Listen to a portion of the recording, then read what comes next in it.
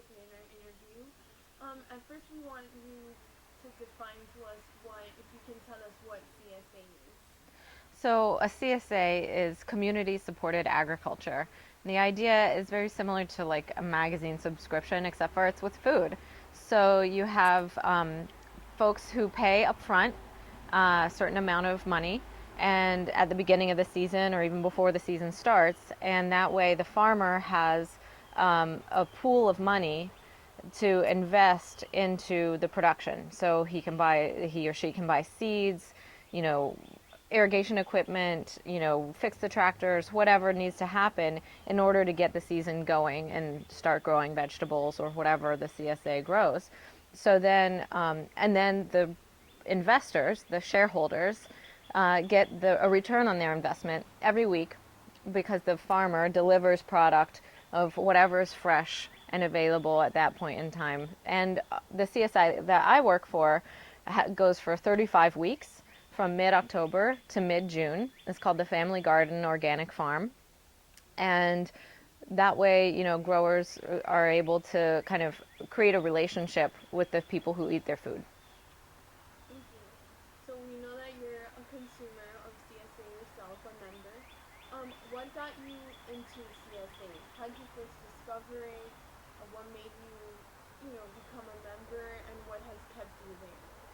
So I first learned about the CSA model about, let's see, I first learned about the CSA model almost 10 years ago. I first joined a CSA when I was living in New York City, and my roommate and I went in together and bought a share. And we were really happy with it because we love to cook and we care about, eating healthfully and supporting local food systems. So then when I moved down to Gainesville, my partner and I, he didn't belong to a CSA at the time because he was busy and traveled a lot, and it's something that you have to be committed to cooking every week because, or it'll be a waste, right? So when I moved down, we decided, we can do this. We can cook every week and we can eat well, and let's invest our money for our food shopping into the local economy. And that's kind of what's kept you there. Yeah, and what's kept me involved in CSA is that you cannot match the value anywhere else. You can't match the value at a grocery store, you can't match the value at a cooperative store, you cannot match the value, you know, in any way, really. At the farmers market, it's not the same. So, for us, it's very affordable. It's the most affordable way to get locally produced, organic, fresh vegetables. Aside from the, And sorry, the other thing that I really value about it is the relationships that I've been able to create. I have a friendship now with our farmer, which I really value. I've met other people who care about local food and organic food and local food systems, and I've made friends. And so that is another value that you can't get anywhere else. um, adding on to that, I was just gonna say from um, prospects in Gainesville that we've asked, they say, well, I just don't have the time, and Publix has organically grown now. What do you say? Can you tell the difference in quality? Right. So when you buy organic produce at a regular grocery store, that produce probably has traveled a significant distance before it ever reached the store shelf, which means that when you buy it, it's already at least a week old. So it doesn't have the same shelf life in your refrigerator. And, also when you support a local business, those dollars stay in the community. That person is employing probably several other people. That person is buying equipment from local people, right? And so the effect on the local economy is that it contributes to our resiliency, our community's food sovereignty, and to the overall, community building of creating relationships.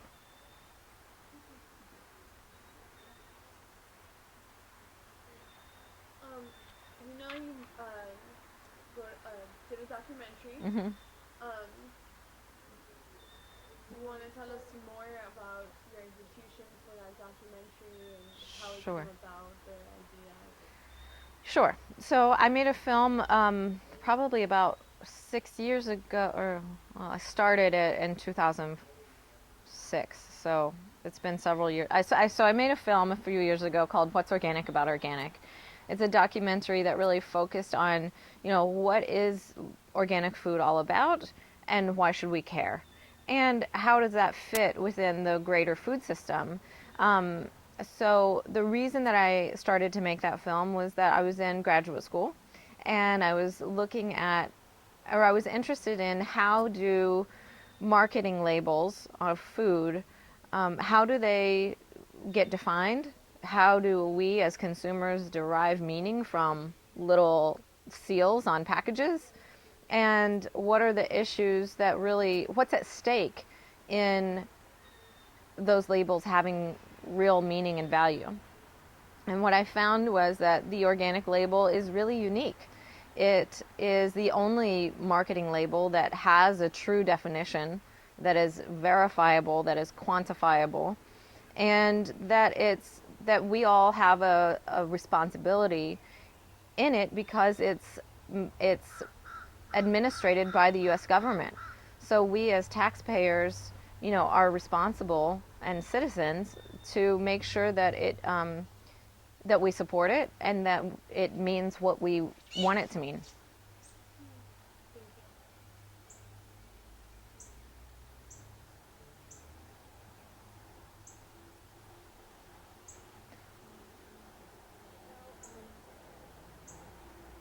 So, because we're not from Fog, and I mean because when Dash from Marty? Fog, Uh-huh. and actually I have a little question about, I mean, how it's related with um I mean the CSA, because I think they're separate, right? Fog?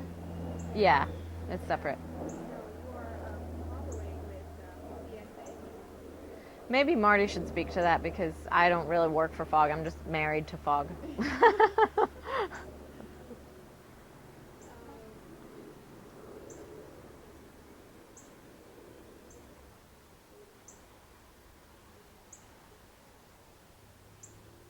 um, oh, we wanted to ask you, what do you think is one of the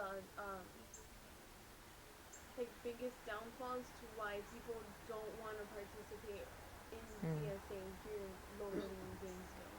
I think one challenge to more participation in the CSA model of food production and distribution is a lack of awareness. Honestly, I think that people, the CSA that I am part of has about 200, maybe 250 members, and this is the fourth year of its existence. So it's grown little by little each year, but 200 members, and then if you add in, all the other CSAs in town, maybe it's 500 people, right? Maybe 700 at most. So that's a tiny fraction of the population of Gainesville or Alachua County. So I think that there is a lot of work to be done to share the word about what it is all about and the value of it. I think that's the biggest barrier. I think that there are ways that CSAs could maybe be more accessible in terms of offering different options. Some people travel a lot. Some people are single parents and can't always cook every week, or and maybe don't know how to cook. I think that there's some community building, let's see, community opportunities to help teach people how to implement a CSA model more successfully. Thank you. Do you have some suggestions about how to improve the awareness about Awareness. CSA? Yeah, how to improve it. Well, it's tough. Awareness building is a slow process, especially when it's not folks who have, big marketing budgets, right? So farmers are typically, working in the field to produce the food, and so they don't necessarily have a staff of people to, do marketing for them.